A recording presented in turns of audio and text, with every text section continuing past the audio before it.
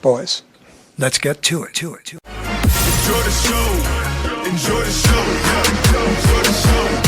Enjoy the show. Lights, camera, action. Everybody, we are the Three Amigos and a Podcast, episode 63, I think. Season 2, episode 12, coming at you. You know, just keeping them moving. 52 plus 12. So Whoa. it's what, 64? 52 was our number 1. Oh, okay. Yeah. But anyways. We can do math on this podcast. Well, yeah, come on, college. Basic college. You two sons of bitches going to college. Come on, college. Do your fucking math. Anyways, how you guys doing? Good. Yeah? B? How Yeah, you doing? good. Doing good? Doing good. Yeah. Just sipping on some White Claws, you know? Nothing better. Yeah, we're all basic over here. Hell yeah. Yeah. That's some leftover White Claw from the weekend. All about that hashtag hot girl summer. You know what That's I'm talking right. I feel like the review from this podcast is not a positive one of it, which I'm in agreement of. Yeah, no, little too carbonated for my taste, but in the right situation, I'd drink maybe on like if drinking was legal on a beach and you could just do it free and clear, you just drink some White Claw out there. And if I was on like Lake Havasu with a backwards visor, pre-frayed brim, listen to some you Jack should never Johnson. Wear a visor backwards. That just doesn't make any sense. You just wear a visor backwards, listen to some Jack I got Johnson. visor backwards and my sunglasses on. Is I'm Abercrombie good to go. water polo t-shirt? Yep. Wearing shorts with a long sleeve, saying, "Do you know who my dad is?" Oh, That's my kidding. God. Oh God. But yeah, how was your guys' weekends? They're good. Yeah. Doing That was anything fun? good. Yeah. Everything good? Yeah. You guys see that Star Wars Dude. trailer? Pumped. So, like, I don't want to hear Brandon's opinion. He's gonna get too sensitive about No, it. honestly, I haven't seen it yet. I'm You gonna haven't be watched honest it with yet? you. No, did I've you just see the trailer, the part where Rey has No, like, I've seen double I've edge? seen that Rey's got the double lightsaber, but I haven't actually seen the trailer itself. It's out. Dude, so what do you No, think? I know. Like, what do you think that is? Like her, like going to the dark side for a little Probably bit, just a vision. or that's what I was thinking too, like a vision of her on the dark side. Yeah, it's probably just a vision. But like they like to throw. Disney likes to throw curveballs. They did like Marvel and Yeah. they did in the last remember the first Star Wars film? They had Finn like yielding the lightsaber. Like Yeah. I mean, the one thing though is, you know, rest in peace, Carrie Carrie Fisher. Fisher. Carrie Fisher. Like, when are they gonna let her go? Her character go. Yeah, I don't know, man. It's very confusing. I don't know how much of this they filmed previous to her like passing, because in the at least in the edits that you're seeing so far, it looks like her. It doesn't look like it CGI her. I will say though, I love seeing that part of it because it just makes me realize what goes into filmmaking. Yeah. You know, it's like that they foreshadowed this that far out. Yeah, for sure. It's been what, like 2 years now? So Yeah. it's like 2 years now you're filming this movie. Yeah, and she's still in it. And yeah. It's always good when they you feel like a series is really well like planned and produced. Yeah. Definitely. But no, I was pumped, man. I know that the feedback from The Last Jedi wasn't great, so I'm really kind of, excited to see how they take that movie and finish out the trilogy, because you can't grade a trilogy until you've seen all 3 of them. Agreed. Yeah. But yeah, I mean, if the weekends were good, we got that out of the way. Might as well just get into the podcast. Dude, we got a lot to talk about. We had our do it. draft on Yeah, Sunday. we got a bunch of stuff to Yeah, talk about. we have a lot to recap and go over. And So what do we want to do? Baseball first? We want to do football first? What do we want to do first? Let's let's start with the meat and potatoes while we still have our listeners. All So right. let's go with football first. What do you Cool. think? All right, And then- yeah. Sounds good. So, 'cause, we know half of you guys stopped tuning into us at halfway through it. So yeah, well, let's get this part out of the way. cool. So Ryan, I'm going to lead the way with football this week. let's do it. So we had our fantasy draft. It was obviously On every Sunday? year. Yeah, man. Every year we do this, August, and This year we have 10 people in our league versus 8, which is getting a little bit closer to a standard fantasy league. How many years have we been doing it for? Do you know? Dude, Commish? it's 9 years. 9 years? We're 1 year away. Next year we're going to do it next year we're getting the draft kit. We're getting the fucking board. It's Going our to Vegas. Infinity. We are going to be going all out, doing it in Vegas, and I think everybody's on board. Yeah, I haven't heard one person who said that they're not down for it. So that'd be perfect. In do 10 it. years, that's awesome. that's it just worked out really well because we were thinking about it a little bit this year, and it just didn't seem like It was a last minute thought. it was. too. It was very last minute, and it was kind of thrown together, and it just didn't seem like everybody could do it. So we kind of just put it off we for can next set year. the date a little bit. And now it's like nice and sweet. It'll be the 10-year will be in 10 man, Vegas. 10 year. We got everything solidified. And This is we're, what we are now. and we're hoping that we can nail down our 10 guys so that way maybe we can make some more tweaks to our league for sure. going forward. But yeah, I mean, so far I'm pretty stoked at the new additions, Matt and Chad. Yeah, I feel like it's they're great. going to be positive contributors to the league, and more of a competitive nature to it. and I'm hoping DJ gets his butt in gear so that way we can. Well, you don't mind saying fuck every other podcast, but this time you want to go straight to butt. That's Can't right. say ass. Yeah. But say ass. he's got to get his butt in gear. Well, I mean, we're lucky enough to have our presence graced by the commissioner of God. Shiva League. Yeah, it was nice. It's nice that we can get the commissioner on our podcast, but it was kind of hurtful when the commissioner couldn't even stay to the end of the draft. Hey, hey. It's like, hey, sorry, Roger Goodell, we're in the 7th round now. I guess I don't need to be here He anymore. didn't. Yeah, All right. So Dean's upset that I had the 7th pick in the draft, and right after my 7th pick, I just logged out. So he's Three he's more up- picks. You couldn't hang around. He's just for couldn't three hang more around picks? for the final pick. I'm just saying, man. I'm not gonna lie. I was totally toying with you guys with my little comment that I made, letting the clock, because the first 3 picks were just within 2 seconds. I mean, obviously, but Yeah. I kind of wanted to give it that original draft day feel. Let's ease into the process. So I let the time go down. I I'm let the 2 fielding minutes some roll. calls, who wants to trade Yeah. up, kind of thing. I think I called Dean during one of my picks, and Yeah. I was letting the clock roll. I was like, all right, I'm gonna pull the trigger on this guy. So how do you guys feel, overall about your draft personally? Dean, you want to go first? I mean, there was a couple picks in the middle rounds that I wasn't happy about, and that's due to Brandon kind of vulturing me on my picks. easy. Couple rounds I was he like you said, he had the 7th, I had the 10th, so it was right there. If he didn't pick them, they were falling to me because those people in between, I don't think we're really going to go for it. No offense to you, Ryan, there but was one in I just feel like particular. you had a different draft strategy. Absolutely. Than Well, I- and you than and I I were did, you you know? and I were opposing each other. As far as you went, running back, I went wide receiver. Yeah. So we weren't really We weren't looking for the at same players at the same exactly. So it was I was lucky that you were there.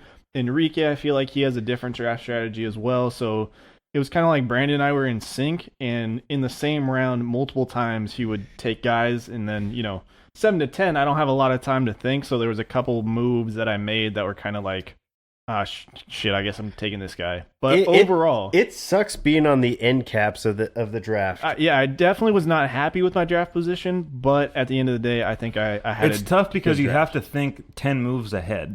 Yeah. And that's one of the hardest parts is you're not just thinking about, Mm-hmm. your first and your second round pick being right next to each other. You're thinking, what's the best player that's going to be available in, another 19 picks. I feel like the middle round, that 4, 5, 6 range is the sweet spot because sure. you have ample time to decide on your next pick. And like in Dean's instance, he's got to figure out basically who he's taking for his 10th and 11th pick. And let's say the guy who's at 9 takes one of his picks, he's got to have essentially 3 or 4 picks lined up that he's going to draft 2 of them, one right after the other. Do you guys utilize your queue at all when you're drafting? I definitely I do. definitely do, You yeah. you have to be honest. Yeah. The one guy definitely who could probably get away with is the guy who's at 5, who's got enough time to react between pick from pick. I know? do that kind of for the same purpose that a GM in professional football would, is that you can go back as a reference to see who you truly wanted and when you valued that player. Mhm. So to me, it's a tool that I can utilize to go back and say, all right, I had this person highlighted. I have the opportunity to draft them, but there's another player that is technically projected to get drafted before them. So it's kind of a reminder to myself, like, it's okay to reach at this point because you might not get another opportunity on a player that you want. Yeah, and so I felt like a couple players I had to reach on a little bit because I was like, I'm not going to get them in another 20 pick. You know what I mean? Once it comes all the way back around. But yeah, I mean, every year Yahoo kind of shits on my draft. I feel like I don't, succumb to their standard style of drafting. So let's bring that up real quick because I texted you guys afterwards, and Brandon actually received the highest grade. Surprisingly, because Alfredo got the best draft award, but whatever. But that's based off of like your schedule. Yeah.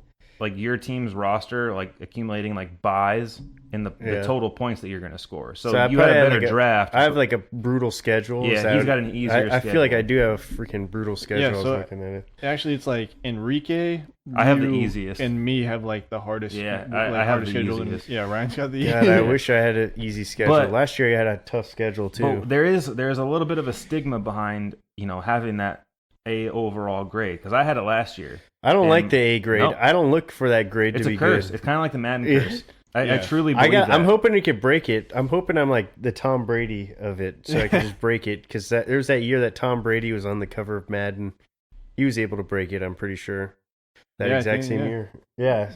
So I'm hoping that's going to be the case for me this year. But yeah, I agree. Those grades are total bullshit. And if you got a D grade, your team could be just as good as a team that's an A. There was one year that I had a bad grade, and it was because I drafted a kicker that had apparently just gotten hurt as like right before the draft started. So he was like accumulating 0 got points like 0 points for the rest. So those populate into like your overall score. So I think I got a D in that draft. But my team, if I would have had a kicker in there, I would have had an A. It would be interesting to see if you just drafted 15 quarterbacks and see if you got an A on that grade. Yeah. Well, I mean, they take into account, like, I always get like a C. That's like my average draft score is always a C.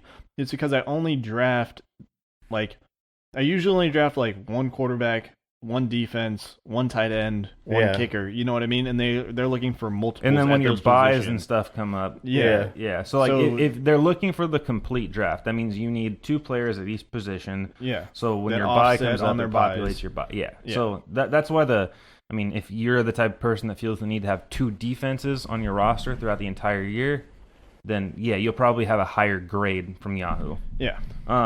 So getting into this at all, where do you guys think? Or you didn't tell me about your draft. Yeah, I love my team, to be honest. Not to gloat or anything, but I mean, outside of my wide receiver core, which could certainly use some help. I don't feel like I have a true wide receiver 2 at this point, and I'm hoping I drafted Josh Gordon. I'm hoping he could be that guy, but at this point, that's really my biggest Achilles heel. I have, in my opinion, 2 tight end 1s on my team. OJ Howard just dropped too far for me. That's who you stole from me, you son of a bitch. I had to take OJ Howard. No, you didn't. I had to. No, you didn't. He just fell too far. No, you didn't.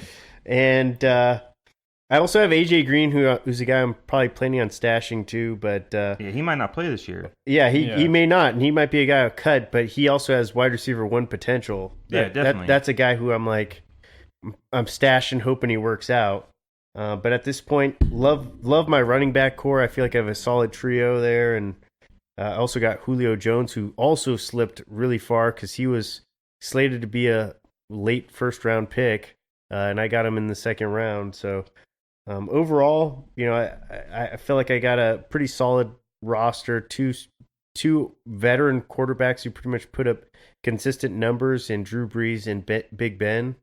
Who also have home road splits too that really can allow me to play whoever's playing at home. That's who I'm going to be starting that week. Yeah. So pretty excited with my draft, and I mean, unfortunately it upsets me that it's to your expense, but was able to get some good picks. Son of a bitch.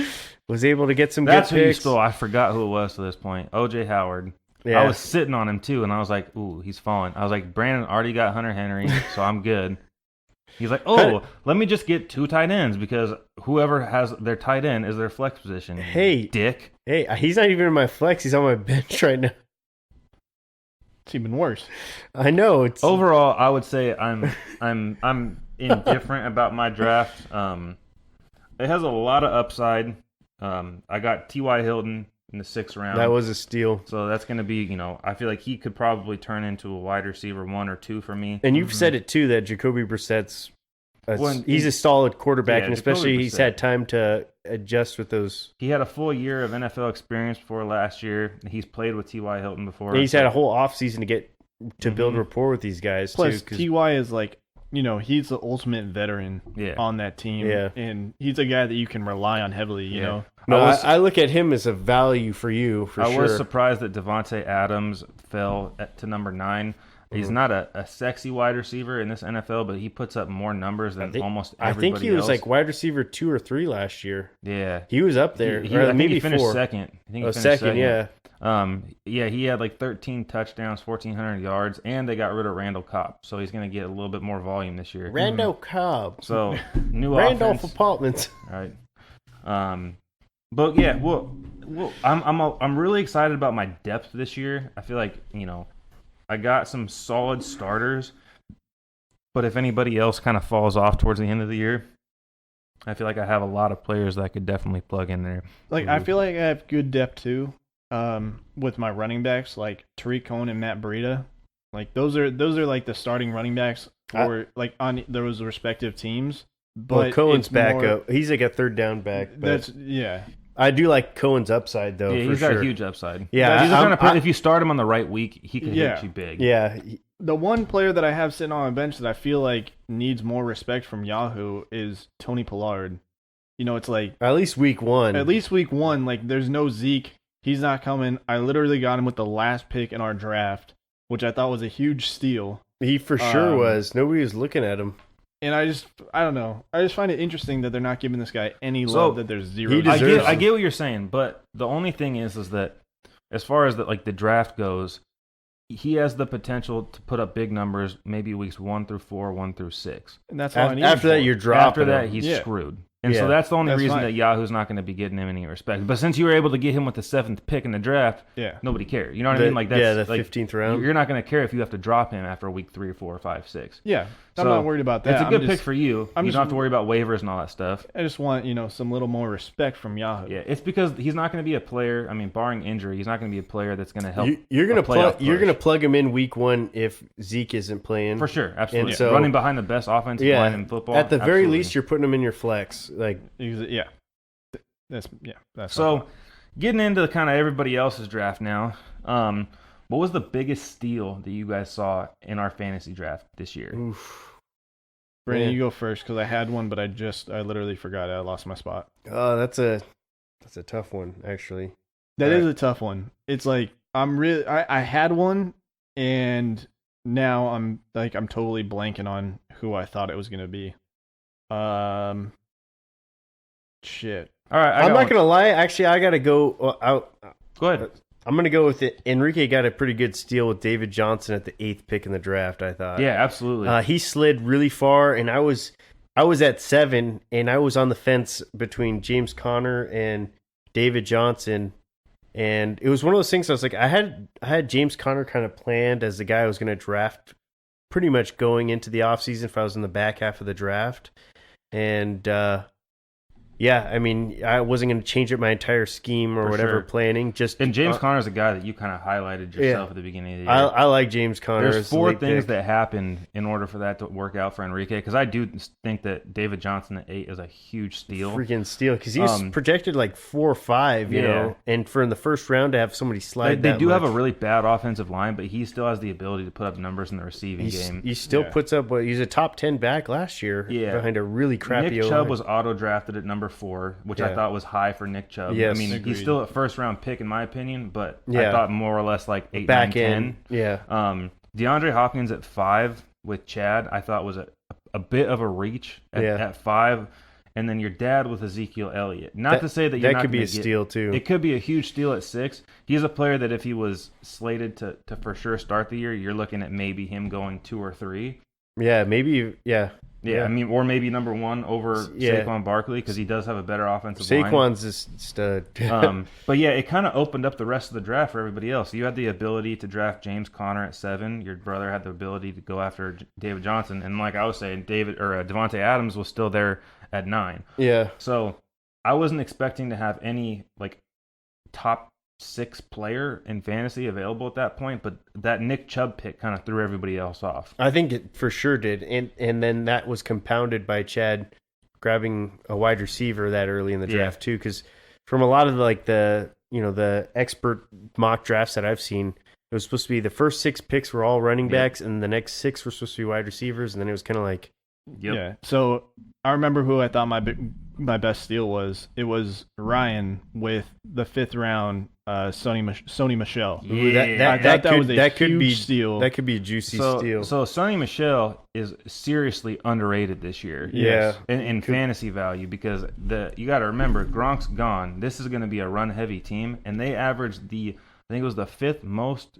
like running back carries last year in all football. Yeah. They're going to be running a ton. That was the guy that I was looking for at the next pick, and I remember you grabbing him and me scrambling because I wanted a running back with my next pick because I already had a couple wide receivers, like wide receiver heavy. So I was like, dude, I need to go running back here. You taking him, I was like, dude, that was a guy that was in my queue. Yep. And I was like, man, that's a great pick. Cool. So the one guy that I will for sure say was the biggest steal in this draft, I'm going to actually have to go out to the East Coast and give this one to Matt. Josh Jacobs in the 4th round, the last pick in the 4th round. He's a guy that's for sure going to be the starter there in Oakland. They got a revamped offensive line. Obviously Antonio Brown there, but if David Carr can't get it under control, Derek Carr. Always get him and his brother mixed up. Everybody does. Who names their kids David and Derek? I thought, snatching him up in the 4th round was a huge steal. Yeah. Is that thing not tightening? You can just leave it. I got it, I think. Yeah, no, I agree.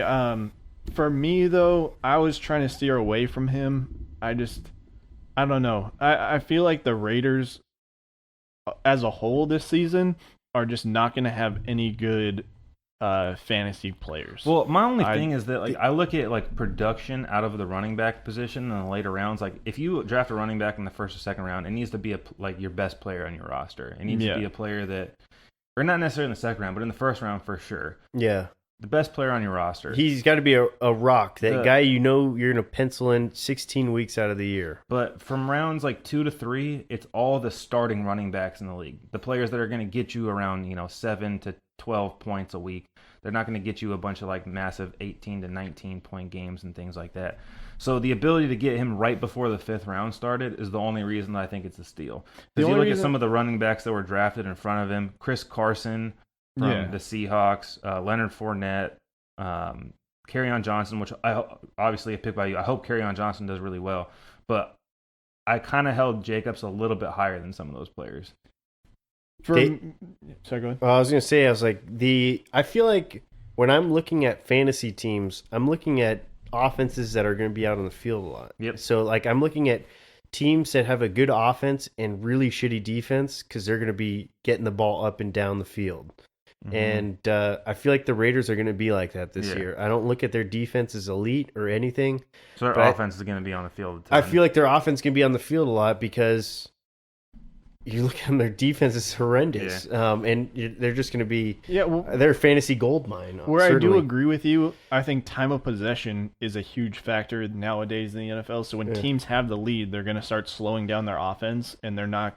Even if they can score easy, I don't feel like they're going to call the big shot plays. I feel like they're going to play small ball. They're going to go for a lot of 3rd down, really slow down the pace of the game. So that's the only reason why it's I find that hard. And the other reason why I don't really like this pick, or I don't feel like it's a steal for Matt especially, is just the rest of his draft was just really wide receiver heavy.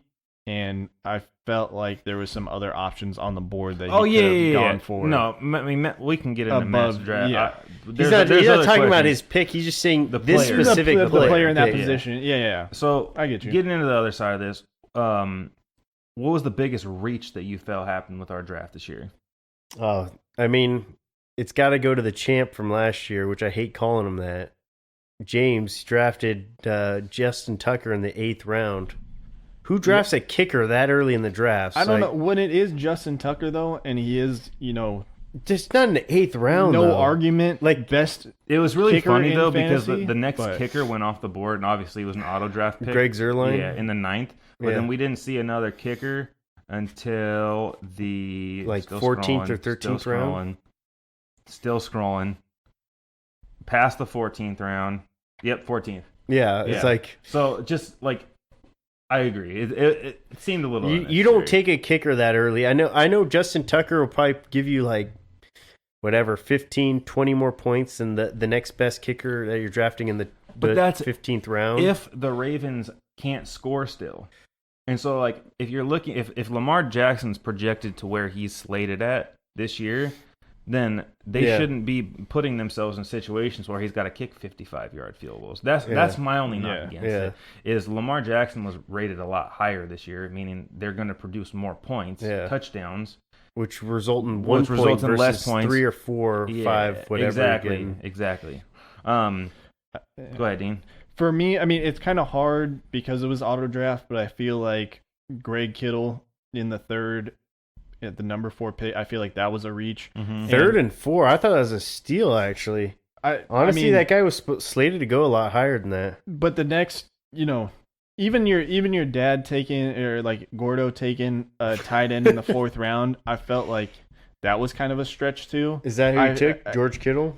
No, Zach he Ertz. took Zach Ertz. Zach Ertz. Just I just because the mind, players that were available. I definitely would rate it. Kelsey, Kittle, and then I feel like Ertz there's a pretty solid gap after that. The only reason I'm calling this a stretch, and it's not a stretch in a lot of other leagues, but knowing our league and knowing that the tight end position isn't always the most sought after or highest regarded in our drafts, that's the only reason why I feel like it was a stretch. Nobody's mindset was there at that time, so that's why I feel like it was a little bit of a stretch. My dad is a projection slave. He literally if they're ranked there, he's like, oh, I have to take them there. He will not reach down for somebody if they're falling, he'll draft them there regardless of where he's what his plan is with his team and everything. Yeah, that's just my only thing is knowing our league specifically. This is a stretch for us. Yeah, I'm gonna have to go for mine all the way back to the East Coast again, and we're going to the first pick in the 3rd round with Julian Edelman. God, yeah. I mean, I get it, dude. Matt, I love you for being true to your team. Being true to your team. This sticking is with the your guns. classic case of I get it. Favorite player. Yes. Yeah. That's what it is. But N'Keal Henry, I think I'm saying that right. I think so, He's a guy that's going to come in and produce. Josh Gordon is finally reinstated. I mean, I don't know if he'll be playing week 1. Yeah. And like I said earlier, they're going to be running the ball a shit ton. Yeah. I don't see Julian They have a lot of Edelman- weapons there still, even though they lost Gronk. And I mean, my other and he's hurt. That's the other part of it. He hurt his thumb. My other reach is gonna be our previous champion James, and going with the Rams defense in the 9th round. Yeah, let's just rail on James for reaching on these. I don't want picks to, man. I because- feel like it's going to come back It's and gonna bite come me out- in the ass. No, I you just know what? feel He needs a little dose of his own medicine, a little bit. So In my eyes, you like this to was talk more or shit, less you get a little bit back. In my eyes, this was a little bit more or less like a panic pick. He just felt like he had to go there. I could have gone with because- Patrick Mahomes in the 3rd round with him too if you wanted to go there. God, Yeah, But I took Deshaun Watson right it's after hard to that. hate on a guy who taken the best player at the position, but yeah, it was still pretty That early was in my the thing. draft. Is if you looked at the quarterbacks this year and the massive drop off between 2 and 3, after Patrick Mahomes went, I was like, if Deshaun Watson is there when I draft, I'm taking him. That was one of those guys I queued up in the 3rd round. If he's there, fine. Mm-hmm. Because I know I'm going to have another turnaround pick, and Dean's not going to take who I want next. Yep. But yeah, next one would be which team has the biggest upside this year. So looking at the rosters, trying to be Unbiased. I mean, Most upside, you got to. I mean, the one guy who's on auto draft definitely has the biggest upside because he took all the players that have dropped significantly in the draft. Someone like Melvin Gordon, who's technically his flex at this point. Alfredo definitely gets the most upside award. Huge upside, but detrimental downside. Yes, Yeah. and that's where I'm not totally in love with this team, but if things were to all play out in his favor, his team could be Alfredo, a powerhouse. he has a huge upside. Obviously, snagging Melvin Gordon in the 6th round. If Melvin Gordon comes out and plays after like week 4, then he's set to go. Like, and then for a good playoff Baker run. Mayfield. Baker Mayfield. If everything clicks with the Browns, he could be a stud. Greg Zuerlein, Chicago defense. Yeah, it's stacked. His only thing is he's got no depth. Yeah, whatsoever. 100%. But his starting lineup, if everything clicked 100%, the upside's just and that never off the happens in charts. fantasy. But you're right. Yeah. I don't would see agree. it. I don't see it playing out that way. But if we're just talking about team Upside. that just like Absolutely. everything worked out in their favor, that team could just be off the charts. Absolutely. I'm kind of looking at Enrique's team. S.A. Sneaky, I'm not mad at his team. Phillip Rivers always has, produces in fantasy football-wise. If Antonio Brown can figure out his helmet thing and has a good season, He could be a steal, almost a first-round caliber player. Yeah. Enrique's got nothing but upside. He's got huge depth. He has quality players at each and every single position. Exactly, yeah. It's just more or less like, are they going to produce? I like Is Tyler Antonio Lockett. Brown going to produce? Is Leonard Fournette going to play a full season? You know what I mean? Is Austin Eckler going to be the guy? Is Tyler Boyd going to step up and be the true number 1 receiver for the Bengals? Yeah. Like there's a lot of questions, Yeah. but at the same time, there's a lot, Jalen Samuels, is he going to find open space with Juju getting doubled? That kind of thing. I feel like there's a lot that he has upside for. It's just more or less there's a lot of questions. Yeah, absolutely. I'm actually going to agree with Dean on this one. I think Enrique's team has a huge upside. It might not look as sexy. We're on making paper. our biggest listener very happy I know, right now. I know. Yeah. It's more or less there's when you're looking at a 10-man league now, expanding those or diminishing those rosters a little bit than what we've had in the past. Those 24 extra players really come in play when you have quality players that can step in. Having Austin Eckler off the bench, that's huge. Having a player like what's his name here, Emmanuel Sanders off the bench, that's huge. Yeah. Jordan Howard, not really knowing what's going to happen with him, but he's slated as the number 1 guy there in Philadelphia, coming up off the bench. So, and Leonard Fournette, he could have a turnaround. My brother year. loves D.D. Westbrook. He's got a hard on for him. I like D.D. I like D.D. too. He's like super. I thought he's like I'm not going to let you see who I draft, and then he drafted D.D. Westbrook. I'm like, that dude wasn't even on my radar. Yeah, I wasn't picking him, but he's good. He's a good player. So for the last one for you guys, we talked about the positive. Which team's already in trouble looking at week 1? Week 1, I mean, obviously it's Davy Jones. He's playing me. Oh, jeez. Ooh.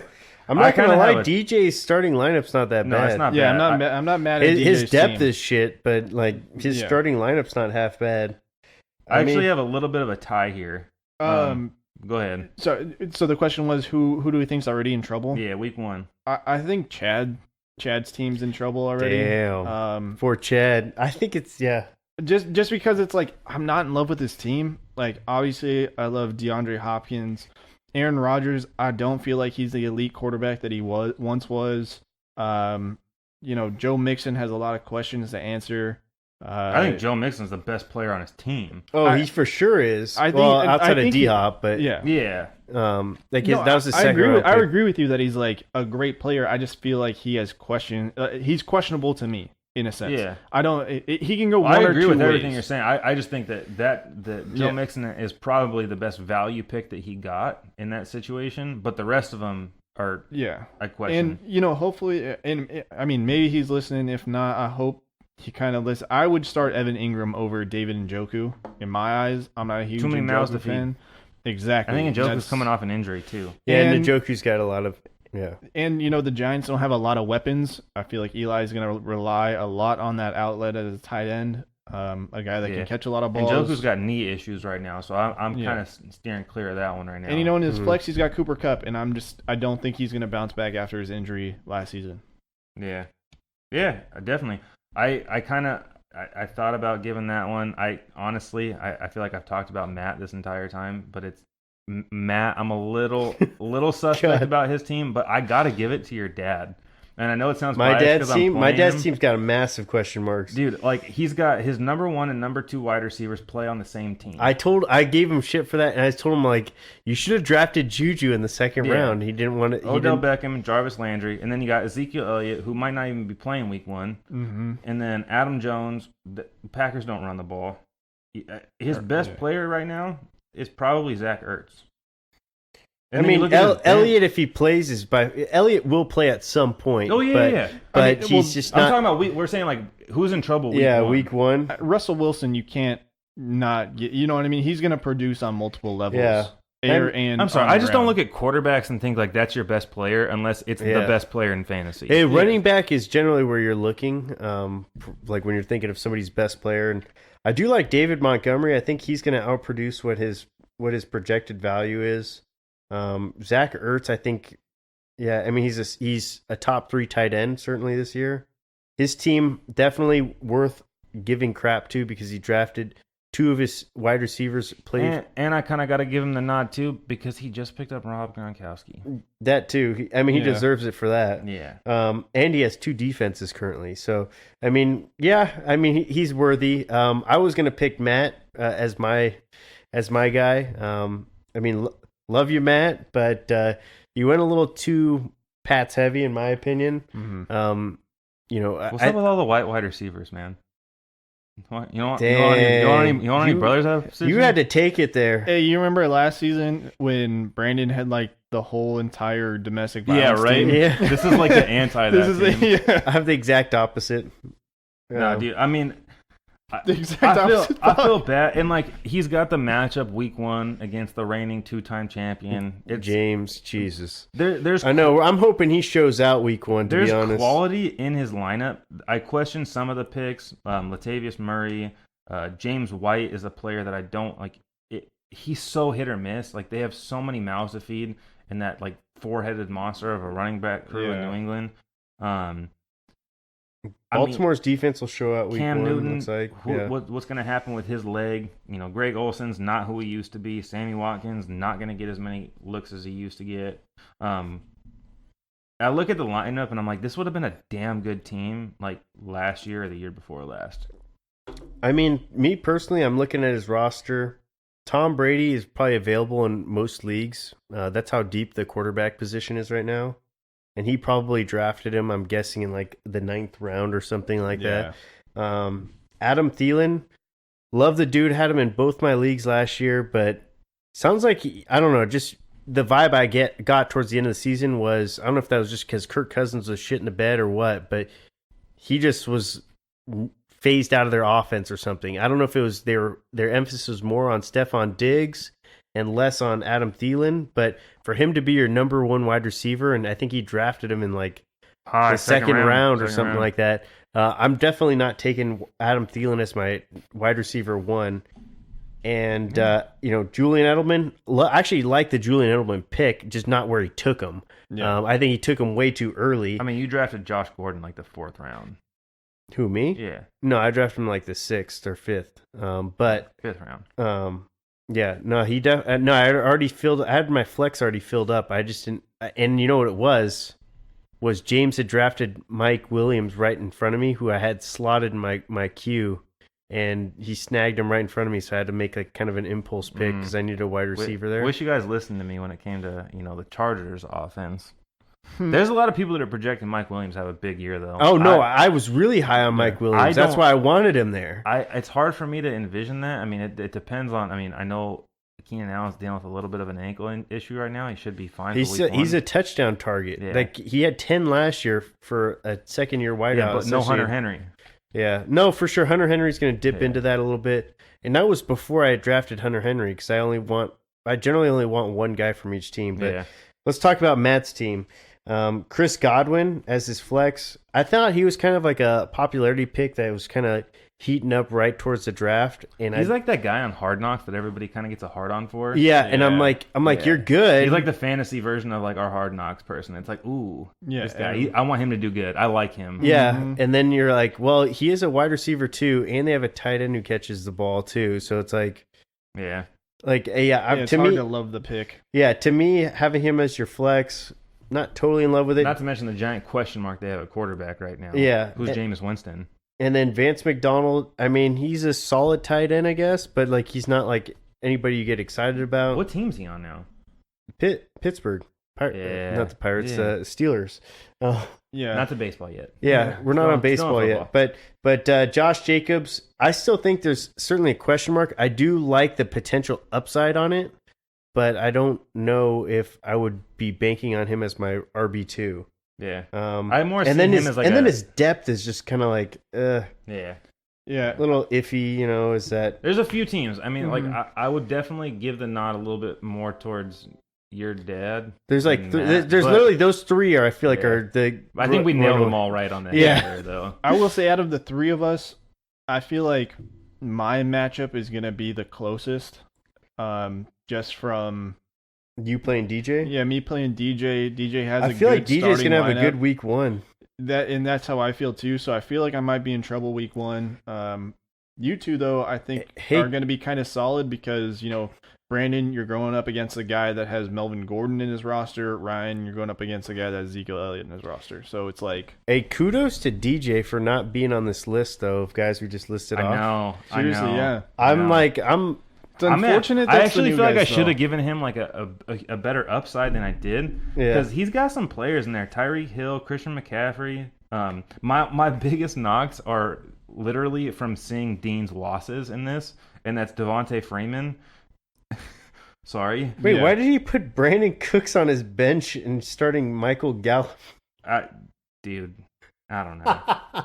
Like Yeah. there's definitely a lot of like that. We're gonna have to deal with some of the DJ moments, but his team is not bad. Yeah. He drafted Royce Freeman though, and like if you in it, obviously he's not somebody that pays a lot of attention to football. The Broncos are hating Royce Freeman right now, and that bums me Yeah. out. He's a San Diego guy. He's got some massive like boneheaded picks, definitely.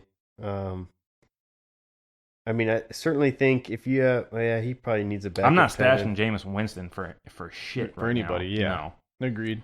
I mean, Jameis Winston's supposed to be a stud quarterback this year in fantasy, but To be honest, I don't even know why I'm stashing Dak Prescott right now.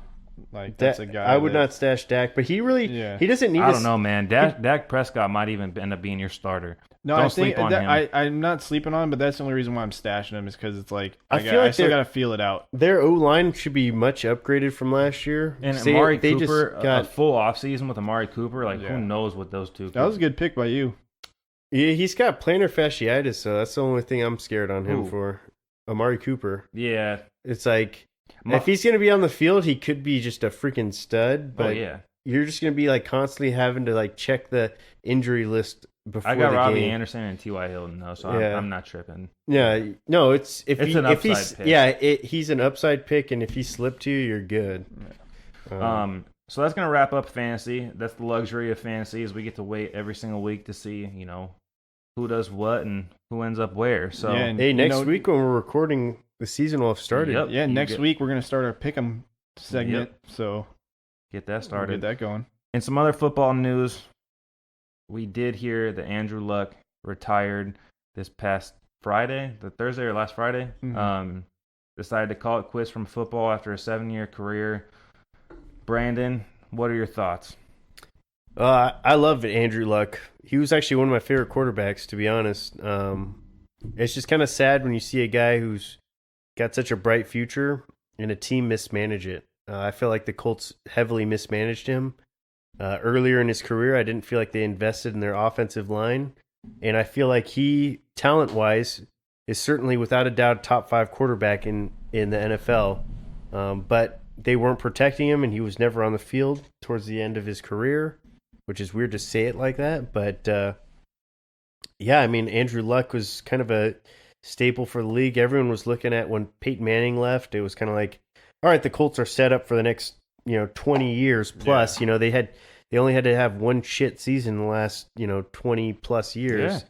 And I mean, Yeah. they go from Peyton Manning to Andrew Luck. This And this they only franchise had a- hasn't seen a bad quarterback play. yeah, they've only had to have one crap season. It was what was that guy's name? Peyton something, whatever his name Christian was. Ponder. No, they had that guy. I remember it was like, I can't remember it right off the top of my head, but he was like, that dude sucked. He was the guy who filled in when Peyton Manning had his neck surgery. that year, and he sat out. Yeah. Curtis Painter, that was the guy's name. Oh, yeah. You guys remember that dude? Yep. Yeah, they had him out there, and he sucked ass. But literally having to put up with 1 year of Curtis Painter for 20, I would say 25 years between the two of them, Something like that. somewhere in that range. Yeah, any franchise would certainly welcome that, and I think it's going to be a bummer that he's stepping out, but I'm happy for him. It sounds like he's going to finally be able to live the life that he lived, and it sounds like the Colts did right by him too. They gave him a bunch of that bonus money that they didn't necessarily owe him, but I mean, you could look at a number of different ways. If they managed him properly, certainly he'd still be playing right now. Yeah, no, I agree with you. It's hard to see a talent like that walk from the game. I definitely think that you have to respect the reasons why he left. Definitely. You know what I mean? And the only problem that I have with this retiring is waiting for 2 weeks before the season. Yeah. That's the only thing. And the only thing that I can blame, and I don't even blame him for that. I feel like that's another organizational thing that they were like, he probably told him back in March, and they go, you know what, stick with us. We're going to send you to a specialist in, Italy. We're going to send you here, try to get you right and see if you can come back and play. And, he talked about it, how he's always stuck in this perpetual cycle of, injury, rehab, play, and it's just doesn't become fun anymore. So you can't fault the guy for wanting to do what's right with him. Also, I think it was a huge thing for him saying, it put a huge stress on his marriage. And he was like, I'm stepping away because, my wife's important to me. I feel like family should come first in everything. So I'm not mad at the retirement. I definitely wish that we had a couple more years, and I wish that the Colts protected him better. Yeah. But I do have one question about this for you guys. In any sense, do you guys feel like Andrew Luck is now a bust? No, I don't think that he's a bust because of his production when he was playing. Yeah. I think that Brandon nailed it right on the freaking nose there, is that Ryan Grigson, the former GM, did no favors to Andrew Luck. And normally when you see an NFL draft, especially if you're drafting a quarterback first overall, normally either in the second or third round, it's an offensive lineman to support. Yeah. Yeah, you got to protect the quarterback as insurance, Yep. And in the first year, or in that same draft that Andrew Luck was drafted, they took Kobe Fleener, Dwayne Allen, so tight end, which is stupid as hell. T.Y. Hilton, wide receiver, defensive tackle, running back, wide receiver, and then a guard all the way into the 6th round. So I just feel like you can't call a player a bust that had value to him, just like Barry Sanders, who It's not fair to Andrew Luck to call him that. Yeah, it's not fair, but if you take away from the fact of from a reasons, GM perspective, 20 years from now, if we're talking about top projected quarterbacks and where they ended up. His projection was a lot higher. I was going to say, yeah, he played an AFC championship game. He kept that team competitive. Yeah, I just think it's a bust is somebody that way past. I'm not saying that he is a bust. I'm just curious, if you look back years from now, if you're like, oh man, that guy could have done a lot more. No, I don't think he definitely could have done. He definitely could have done a lot more. I don't think it's anything from the player's perspective. When you say a bust, it's more detrimental to the player. Yeah, and I think that it was just terrible team management. But getting into that a little bit more, I think I was reading something that says there's no players on the roster for the Colts anymore from that 2013-2014 draft. Well, except for T.Y. Besides T.Y. Hilton. Yeah. So, we're talking about a GM that traded for Trent Richardson. Remember that? Gave away a first round forgot pick about that. To go after the and then Browns let him go mistake. the following year or whatever. Yep. I don't even know if he made it through the entire season. I think he did. I remember that too. Yeah. God. It's hard to sit there and look at a player I think that he showed a lot of courage, a lot of strength to go up there, give that interview following, getting booed out of his own stadium for that poor guy, dude. To be honest, it's terrible. But again, I feel like that's hard you're caught up in the moment. It's like when people booed KD, you don't know the. You're right. Yeah. We're talking about a bunch of fans that are there during a preseason game. So exactly. and how many drinks they had, and exactly. If you go back there's and videos ask of them, people like taking their jerseys off and like throwing it down. It's like that's disrespectful though. Like no matter which way you spin it, like he's a player. Like you can't blame the player for this situation. Yeah. I wish it would have been handled differently. Whoever leaked this information out to Adam Scheffler, I mean, Andrew Luck told Adam Scheffler that he Schefter. He told Adam Schefter that he was going to retire, but he was going to tell his team after that game, and Schefter leaked it early. Is that what happened? Yeah. Yeah, that's so shitty. like the only person to blame is Adam Schefter. Yeah. And I don't know why he felt like he had to leak it then or announce maybe it somebody then. hacked his laptop or something too. You never or like freaking maybe know. somebody else was going to do it before him, and he's like, I'm the guy. Sometimes he likes. So I feel like sometimes these guys like to have their name attached to certain little bits like that. And that's what I mean. Like he's literally like you have Wash for NBA and you have Schefter for NFL. For and that's the only reason I can see him releasing this is because somebody else was going to beat him to the punch, and he's like, this is my reputation. Yeah, it's tough. And I think it's really hard when you look at a team that is, in a state where they're, we talked about it for the longest time. They were one of the front runners for. I think they were ranked number 2 to potentially win the Super Bowl this year. Yeah, something like that. And their odds tipped heavily. Yeah. So, I mean, I applaud the man for, choosing his health and his family over his profession, and getting out when he felt he needed to get out. I mean, you can't blame the player for going. I mean, we'll never know what that's like, using your body as a tool from day in and day out. And like, they were listing off all of his injuries, and I was like, "Holy shit! I would have retired too, man." Honestly, I can't fault the guy. Yeah, he's such a competitor too. Even when he had a shitty O-line, he's out there grinding, trying to win every single game, and that's hard. No, he certainly.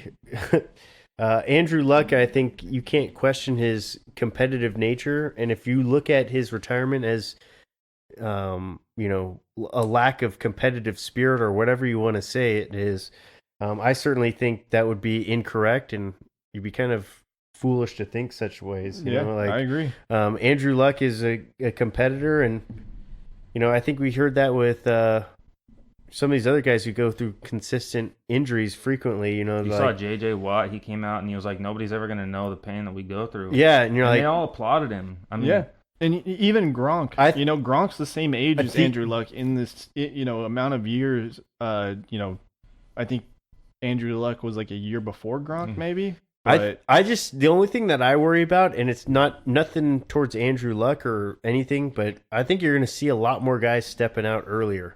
I mean, I absolutely agree. That was actually the next thing I was going to touch on. I honestly think that's going to happen. I mean, you can't blame a player. I mean, look at this. This is a guy with a Stanford degree, with hundreds of $millions in his pocket right now, and he doesn't have a championship. But I mean, at that point, it's like it's got to be the hardest thing for him to walk away. But to do that in the situation that he's in right now with his health, relatively good. Mm-hmm. Obviously, like some injuries that he still got to rehab and things like that. Yeah. But no longer having to use your body as a tool to work. Knowing that your job basically is to get yourself back up to 100%. Yeah. That's literally all he has to focus on now. And I mean, he's going to have a future in football. When, it's going to be in no matter coaching what, or broadcast, whatever. Yeah. People have renounced that this guy is the smartest person that they've met. Many people have said that he's like a genius. His football IQ is off the charts. His like Rorschach test or whatever that is that they take before Wonderlic or whatever, like Rorschach, whatever that one is, whatever his test is, like his scores were towards the top. So I think he made the right decision at the end of the day. So wrapping up football here, Lamar Miller tore his ACL, out for the year. Definitely looking to see what the Texans are going to be doing as far as filling that running back position. They did trade for Duke Johnson a little over a week ago. Yeah. Perfect timing for them. Yeah. I don't know. I feel like it's hard though. Lamar Miller is, leaps and bounds a better talent than Duke Johnson, in my opinion.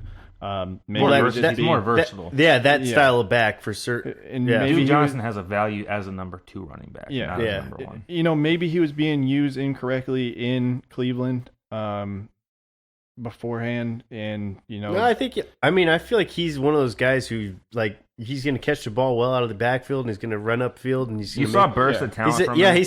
he's a great third down back. I don't know if he's a guy who's going to be able to carry for 3 downs. He'd be a Tariq Cohen or a Darren Sproles. but not nearly as good as those two, I think. I just think like that it's Tariq hard Cohen to see the and potential there Sproles. right now because of how crowded I think last year Browns, they had a few guys. They had a few guys that were ahead of him on the depth chart. I've actually been a huge fan of Duke Johnson Jr., but I do think that he needs to have somebody else in front of him soften the load. Yeah, so just to my point, I think maybe, he can do something in that Texans offense, and, it could be beneficial for him at the end of the day, but it's hard to see a talent There's like been conversations about, the Texans possibly wanting to trade for Melvin Gordon. What are your guys' thoughts on that? that. I love that trade. I think Jadeveon Clowney for That's Gordon? never going to happen. yeah. Jadeveon Clowney's done one good thing his entire career, and it happened in his junior year You of college. wouldn't do it if you're Hell no. what's- Melvin Ingram, Joey Bosa, it's no, you don't need him. Yeah. It's just not a good trade piece for them. I definitely think Jadeveon Clowney is, in the, I don't know, I'd say maybe top 10 in his position. That's not a hard one though, like an outside linebacker. I mean, You could have depth there though. The thing is he hasn't had a true position. Yeah, It's exactly. really hard he to tell goes what he interchangeable plays. between D end to outside And that's where the linebacker, contract inside dispute comes in, linebacker, is because he's played a lot of defensive end, and defensive ends make a lot more money than outside. and that's how he linebackers. wants to get paid. I think at the end of the day, he's going to come to an agreement with the Texans. I think they've done enough for him as an organization, so I think that he'll. I've been hearing ultimately- rumblings of the Dolphins. Yeah, I don't think a deal's getting done with the Texans. Yeah. I mean, I don't know. So this is what I had heard, was that he had heard rumblings that they were willing to trade him, and I guess apparently his camp was ready to strike a deal with the Texans at the time, and then they heard that they were willing to trade him, and it was kind of more like, all right, you guys want to trade me? Well, fuck you then. I want to go. I don't foresee a deal getting done with the Texans. I see him getting traded prior to that happening. Yeah. But I don't think that the Chargers will not trade Melvin Gordon. Yeah. He has zero leverage going forward, and unless they're going to get a first-round draft pick back for him, which they won't, then they're not going to trade him. Which I don't think the Texans can offer them anything outside of Jadeveon Clowney that would be worth listening to. So I don't see the deal happening. Yeah, I mean, if they can get the package right, I think that would be beneficial for the Texans. The Chargers won't really gain a whole lot. That's what I mean, though. Like, there's no win out of that package for the Chargers. That's why I don't think it's going to happen. Yeah, I agree. Better than nothing, but yeah. Well, I mean, think about it. So if the Chargers decide, they want to pull the trigger on him, then Melvin Gordon can go and he can play for somebody else. They can re-sign him. If they decide not to, he's going to hold out. He's going to lose money, and they can do that for the next 3 years if they decide to. So he has absolutely no leverage in this. So a deal almost has to get done. Yeah, Because I thought this was kind of like a Le'Veon Bell type thing. Le'Veon Bell, he held out in his second franchise tag year. Yeah. So Melvin Gordon is still on his 5th-year option as a rookie. Yeah, so no, this I year, gotcha. franchise tag. So he has like almost no leverage. Or I would say he has no leverage in this entire deal, which is why I'm like hard pressed to say that any deal would be substantial unless it was a first-round draft pick from a team that's probably on the lower side of the totem pole, meaning like a top 15 draft pick. Yeah. Potentially, obviously. No, I agree 100%. yeah. So that covers it up for football. All right. Oh, God. Do we want to go baseball? It's just pain and misery I there. know. We're already pretty deep in the podcast. We're like an hour in already. Dang. Yeah. Fuck. Where'd the notes go? You didn't want to talk at all about Kaepernick getting signed? He didn't. Oh, he didn't. No. That was No, it? remember I told you Yeah. That was all fake. I was a Yeah. fake news article that I saw that I He thought was ain't real. coming back to the NFL. After that buyout thing, or not Yeah. the Settlement. I thought he got more than 10 million, by Yeah, the he way, did. but I thought he got more. But yeah, 10. It was 10 though, right? He got 10. Yeah. Yeah, I thought he got more than that, but Yeah, but no NFL team. Not to say that the dude doesn't deserve an opportunity, but no NFL team's gonna touch him now that the NFL's paid him $10 million. yeah. All right, yeah, let's switch over to some MLB. Just, big note, Aaron Judge hit his 100th career home run. That was pretty impressive. I mean, Gary hit one too, right? Or no, is it who else hit 100 on there? in their team, Yeah, just like recently somebody hit 100, right? Was a little bit faster than him. I think it was Gary. It might have been Gary Sanchez, yeah. But anyways, we're coming close to the end of the Major League Baseball season. We got a couple tight races going on right now in the AL Central with the Twins and Indians, and the NL East with the Mets and the Braves. I know we kind of want to do our playoff predictions. Do you guys want to go over like if the season ended today, where we'd be, and then go from there, or We can just go straight into our predictions. let's go straight into predictions? All right, so playoff picture, AL East. Ooh, I'm gonna go with obviously the Yankees. All right. Pretty easy decision. They're 11 games up. Yeah. Yep, I agree. In the AL Central, It's got to be the Twins, man. And I know I said it a couple weeks ago that the Indians were, looking to kind of surge above them. But, Hot on their tail, yeah. but I mean, getting rid of Bauer has really screwed their pitching. And I mean, I think they're 6-4 out of their last 10. They've won 3 in a But row. Minnesota's just been on a tear still. Yeah, man. Like they have more runs scored. They have 140 more runs scored this year than the Indians. I think both of those teams will be in the playoffs, but For I think sure. the Twins are taking that division. That was just gonna Yep. be my next point. I got Cleveland as my first wild card team. all right. Out in AL West, I think this is another unanimous. Astros. The Astros. Yeah, definitely. I don't think there was any question there. Yeah, I don't think there's any And question. going into the year, I think we all pretty much had them going. Yep. Now for the wild card, Ryan, I know you made an argument for the Indians. I feel like, I mean, Do obviously, it. Come on, man. What? Oh, I thought you were gonna go with Oakland. No, You going Red Sox or you going? I'm going Rays. I'm going Rays. I wanted to go Oakland, but I just can't. I can't do it. The only reason I want Oakland in too. I'm gonna say Oakland, and the only reason is because Tampa Bay's got to play some really tough games towards the end of the year. Mm-hmm. Yeah, the division games. That's Yeah. the toughest division, Yeah. to be honest. And You'll get the cushy wins against. I'm hoping it's Oakland, but I do see the Rays kind of tipping that scale. But I'm gonna say Oakland just to throw the good juju out there. I'm with you on that. I'm gonna go Oakland just to throw some good juju out there. They deserve some love. And honestly, last year they got smoked in that AL wild card game against the Yankees, and I still kind of have a soft spot for the Oakland A's. They're kind of like the Padres. They're like that inferior team that's out there. That's kind of like the little brothers just keep the freaking beating little on your brothers in the big market. So like the Giants pretty much own the Bay Area, and Oakland kind of is just there. Yeah. All right, we'll switch over to the NL. Let's go NL East. Braves. Yeah, I think Braves. for sure. Obviously. Yeah, Braves got it. I want to skip. I'm surprised the Nats are hanging in there, to be honest. Yeah, They got off dude, to such a for bad real. start this Yeah. year, I mean, losing Bryce Harper and they're still in contention. Mhm. Good for them. and their bullpen's just been crap all year. Yeah. I mean, their starting rotations, honestly, arguably the best. yeah, they're without a doubt at least top 3. Yeah. I want to go over to the NL West. I know this is unanimous. Dodgers. Yeah, they're 20 games. They're ahead. literally that's the one pick you could be like, you could bet all your money on. You're gonna win that bet. Yeah. Now the NL Central gets a little tricky. I think that's like the tightest division. Dude, right now. I'm for sure, and if I don't say this, my entire in-law family is probably going to disown me. So I have to go with the Cubs. I was gonna pick Cubs too. I like the Cubs. The Cubs they're getting hot right now. They've won 3 in a row. They still outscore St. Louis on the year. They win more home games. Obviously, they've been shit on the road all year. Oh. I mean, both those teams, the Cardinals and the Cubs, are getting into the playoffs. I think so over Washington, to be honest with you. Mhm. There's still a month left in the season. It's a pretty tight race there in the wild card, but I got to give the division nod to the Cubs. Yeah, I'd agree with that.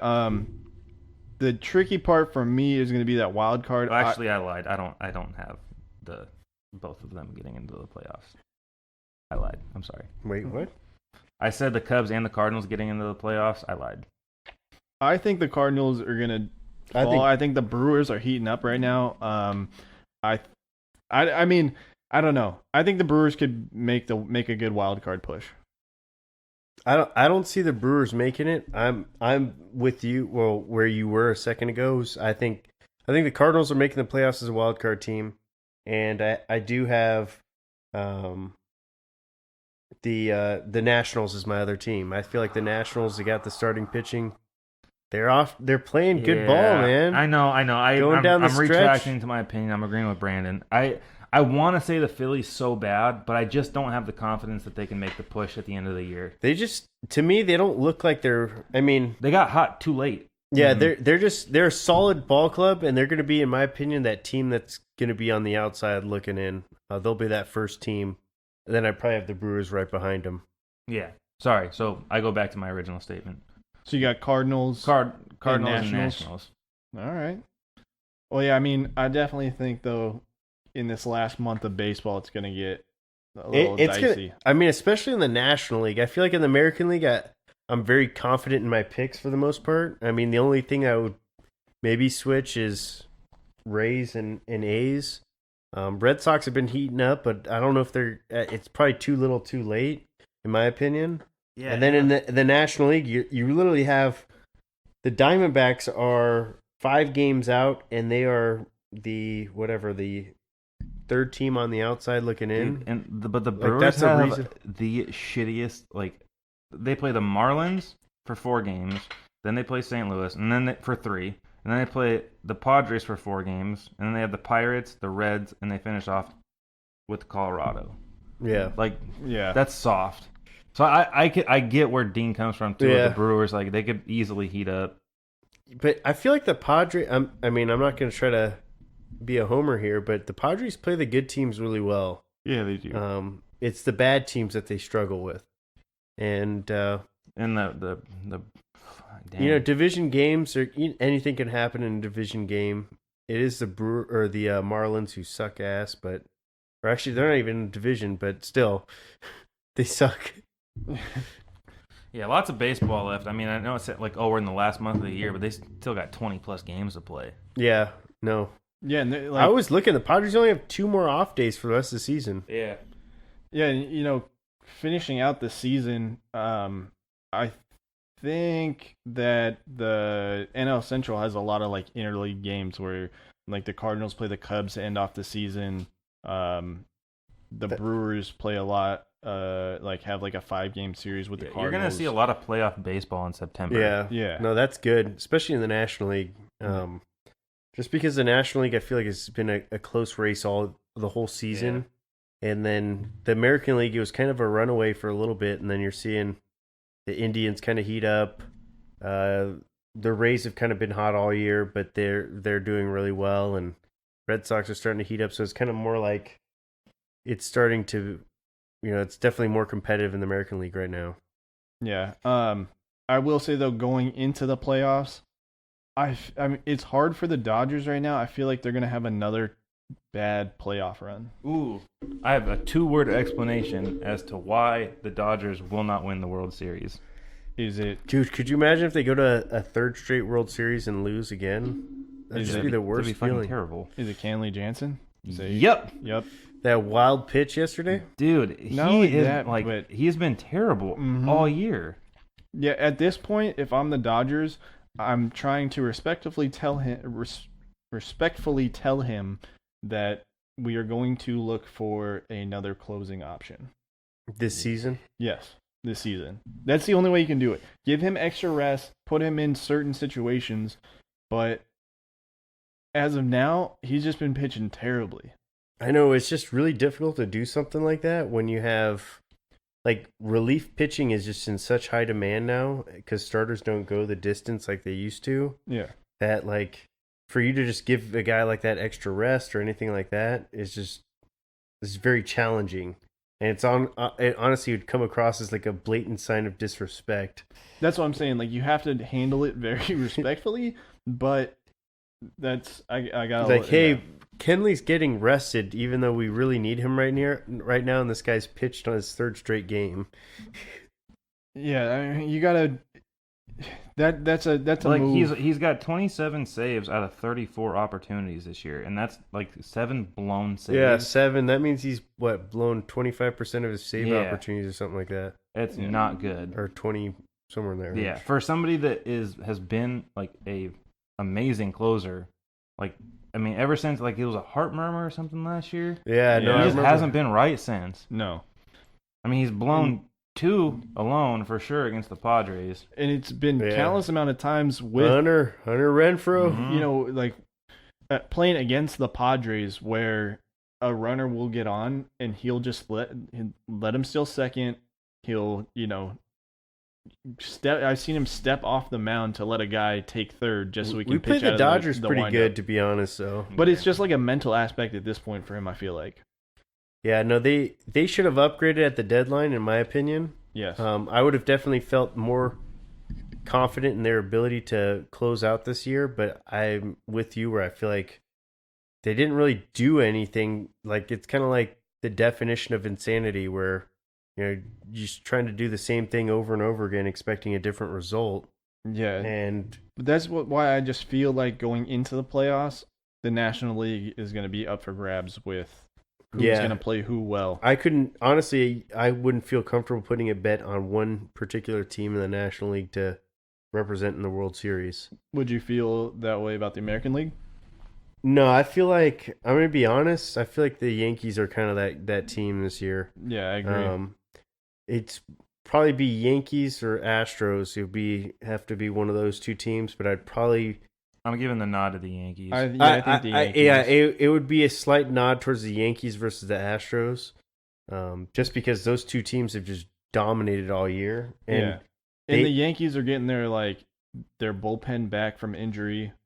Their starting players are out there on the field now. Mhm. Like, I think that they have. It sounds like they're starting to get all the pieces back. Exactly. And as long as there's no injuries, they should be pretty good to go. I'm actually predicting a Braves-Yankees World Series this year. Ooh. What's his name has been just playing on another level. God, I can't think of his name. Won Rookie of the Year last year. Oh, Acuna. Acuna. Yeah. Acuna is playing on another level this year. Yeah. And I feel like they've had the starting pitching help. It seems like they just have all the pieces. They got a young core. I mean, I'm going to predict it now. I think that if the Cubs can get their shit together and hold it together, we're going to see a Cubs-Yankees. I hope so. I want to say the Cubs so bad, but right now even if the Cubs make it to the NL Championship Series against the Braves, I like the Cubs roster better as a whole than the Braves, but with how good the Braves have been, it's really hard to vote Plus, against Cubs them. have shown lack of production at a lot of times. I love the this first season. round of the playoffs. That's my favorite. Yeah, Braves get knocked out right away. It's Just great. because I'm looking at this, I'm like, you have the Dodgers getting knocked out in the first round. That's how crazy this is in the National League. Yeah, it's true. Dude, there's a lot of heavy hitters in the National League. And No, the and it can just Dodgers, go one way or the other. As on a schedule to schedule standpoint, the Dodgers truly have the weakest schedule out of all the playoff teams. Mm-hmm. There's not another team in our division outside the Diamondbacks, who are sitting at 500, I believe, Yeah. that are contending for a playoff position. Also, the Dodgers freaking beat up on everybody else in the division. But When you look at teams like this week we're playing the Giants and then the Colorado Rockies. Okay, that's a week of games where you're at least 4-1 or 5-2, whatever, depending on what your schedule looks like. And with the Cubs, you got to go on the road, play Milwaukee, and then you got to go play the Cardinals. Oh, by the way, the Reds aren't a bad team. Neither are the Pirates. yeah. So it's not competitive enough in the West for me to say that the Dodgers are going to have this walk in the park to the sure. championship game that everybody thinks they're going to have. Yeah. It's chip game or series, whatever. I probably would lean more toward the Yankees going to the World Series.